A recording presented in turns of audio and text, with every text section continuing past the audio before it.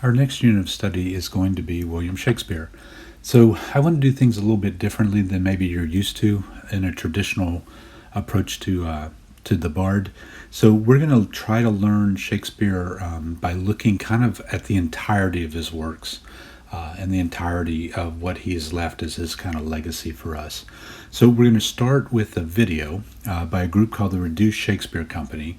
And this is a group that basically they're still touring, and they began by basically taking all of Shakespeare's plays, all 37 of them, and condensing them into a short 1.5 hour program. So what you get is a lot of fun with it, but what they've done is they've created all kinds of different forms of humor to approach these plays.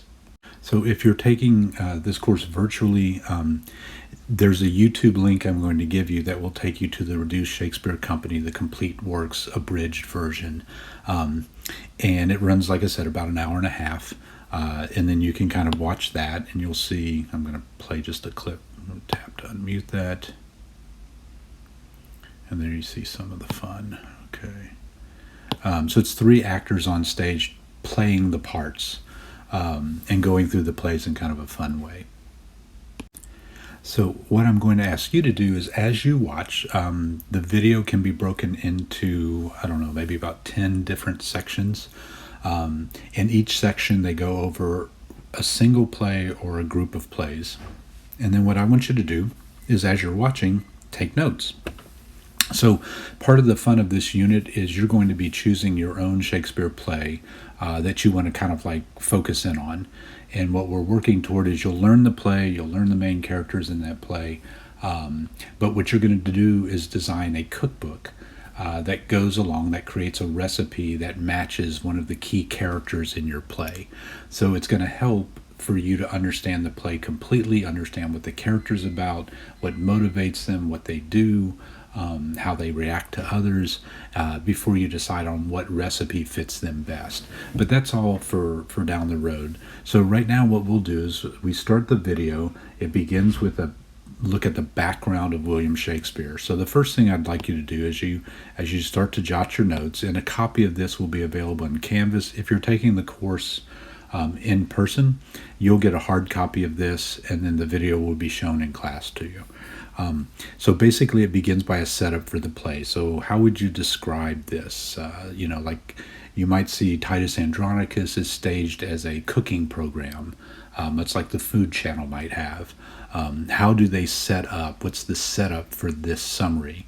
And then looking in a little more detail, what I want you to do is examine the type of humor that's being used by this group. And so you'll notice in each of the sections, there's a third column in your chart that includes a checklist. And what I want you to do as you watch is pay attention. What kinds of humor are present? Is there physical humor? Characters pratfalling, characters running into each other, using physical comedy to create laughs. And you can use the cues of the audience as you hear them laugh, look and see what are they laughing at. There are times where you'll see allusions to historical allusions, maybe even literary allusions, events in the news that you should be knowledgeable about, using the familiar and the common to create a sense of humor, making fun of that, maybe even being satirical with it. The use of puns, which are plays on words. Similar in that might be the use of banter, which is an exchange between two characters as they go back and forth, exchanging like witty remarks to one another. You certainly have blunders where characters make silly mistakes. You might take your lead from a British character named Mr. Bean, who's kind of like a silly man wandering through there. He just blunders through life. You also have witty comebacks, which are part of the banter, and this is an exchange between two characters that are just like being witty between one another. You have exaggerated portrayals of particular characters or events. These are called caricatures. And then occasionally what you'll see is improv, where the audience is asked to get involved, and you never know what you're going to do when you ask the audience. So any one setup or scene might have several of these at work. So you're job is just to view it, enjoy it, and then as you see the humor coming out, see if you can identify what form of humor that is. And then as you move into the third column, so this is just going to be checklist. You might have 4 items checked here. This will be the setup, like what's the setup for the play? Are they pretending to be the characters? Are they a cooking show like I imagine? How are they presenting it? Is it just a stage with a single actor, reading from a book? How's it working? And then last but not least is what you get. So as we break these plays apart, what's the point that you think the actors are trying to make about this play? Okay, is it just silly good fun? Is it meant to be satirical? Do they offer any insight? So what is your understanding of the point that they're trying to make about that particular play? This you'll have to think a little bit about. You might want to check with a partner and just see how they're putting their answers forward. But as you can see, as you go through this, and I'll scroll back, we have several plays, Romeo and Juliet, Titus Andronicus, Othello. The comedies they lump together in one little section. Same with the histories. And so you'll see as you go through this, there's lots of different chances there. So enjoy the video, learn the plays. Again, I'll be having you choose one of those plays that they talk about. That'll be your play of focus for this unit. And then here they are, all are by genre, just because I think it's helpful to have a list of these plays. You see an alphabetized list of the 37 plays, the comedies here, okay, the histories, all right, and again the tragedies listed here. These are probably the ones you're most familiar with because they're most likely studied through your coursework. So you'll be choosing one of these plays and a particular character within that play that will be your onus of focus.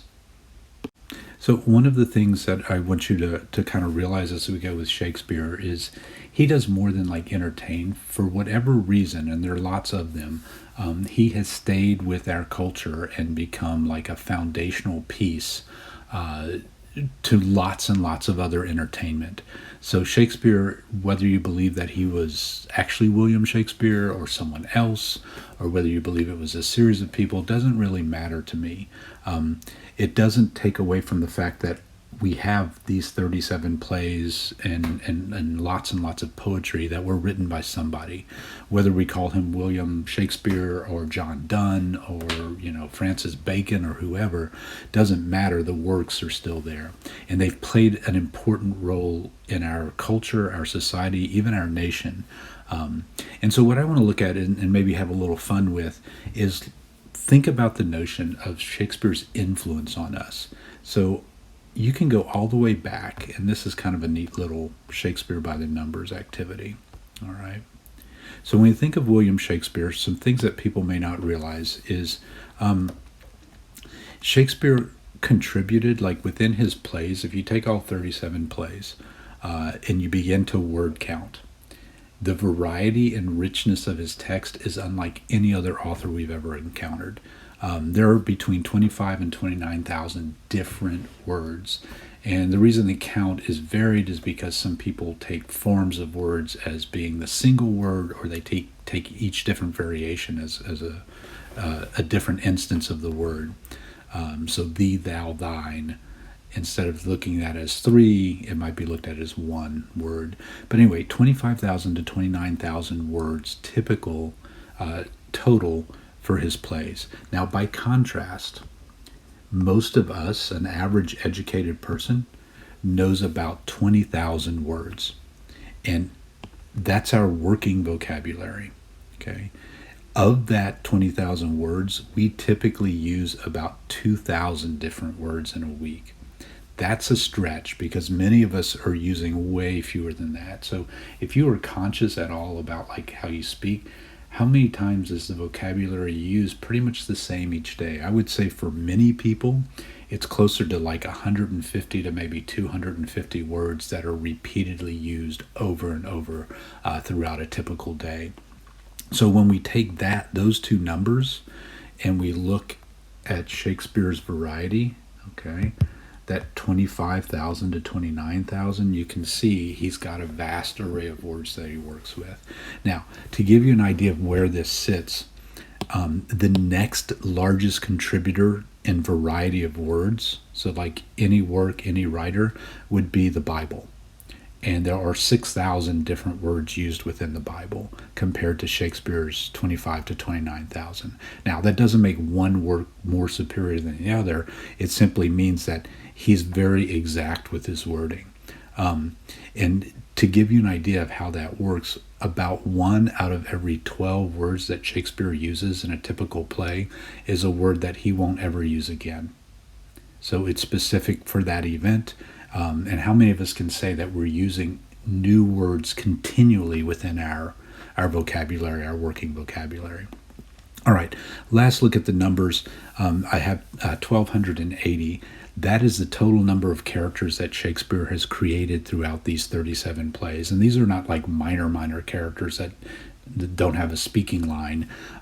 These are characters who he develops. So that's quite an array of different people. Some scholars like Harold Bloom attribute Shakespeare as the one who created the human. And what they mean by that is the idea of what makes people tick. Many of Shakespeare's characters have been used in psychology with figures like Sigmund Freud and others who point to specific character types that they encounter in real life as being first explored maybe by William Shakespeare. So with that said, another activity that we're going to work on this week is I want to think about the idea of how do we apply Shakespeare to our everyday life. And I think there's lots of uses. The more familiar you become with his work and some of these plays that he does and some of the speeches that he gives, the more you realize that he really understood what made people tick. Not just one person like a Hamlet, but lots and lots of variety of people. So he deals with all sorts of issues, the same issues that we face today. Love, loneliness, hatred, grief, you name it, he's disappointment, he's dealing with all of it. So I want to look for this exercise at what would Shakespeare do? So think of that little bracelet that used to be around the WW, what would Jesus do? WWJD. Think of it as WWSD. So I'm going to give you a situation, for example, like shopping for clothing, okay? And then there's a quotation that fits from Shakespeare. What would Shakespeare do about shopping for clothing? And you can see there's an example, comes from Polonius in a play called Hamlet, and there's a little citation of act, scene, and line number. And Polonius says to his son, "Costly thy habit as thy purse can buy, but not expressed in fancy, rich, not gaudy, for the apparel oft proclaims the man." So Shakespeare's advice for shopping for clothing is stay within your means, whatever you can afford to buy, but you want to look like you're wealthy. You want to look like you have class, because your apparel is your first appearance. It proclaims the man before you have a chance to act or speak. Your clothing will be the first thing that people see. And so what I want you to do is you take that idea, retranslate it. So just like I just did, write down what you think he's saying about this topic through this quote, and then identify whether or not you think that's true. Is that still true today? Or is it something that, that advice may have been good at one time, but in today's world, it just doesn't kind of hold water.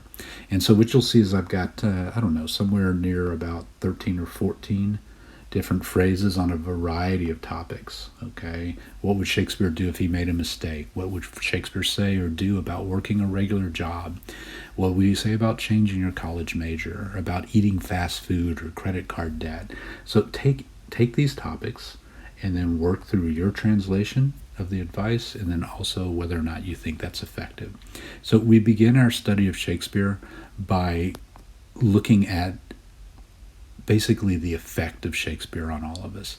So I hope you enjoy the unit. I've had a lot of fun putting it together. We'll get to the cookbook in another video, but this is where we start this week.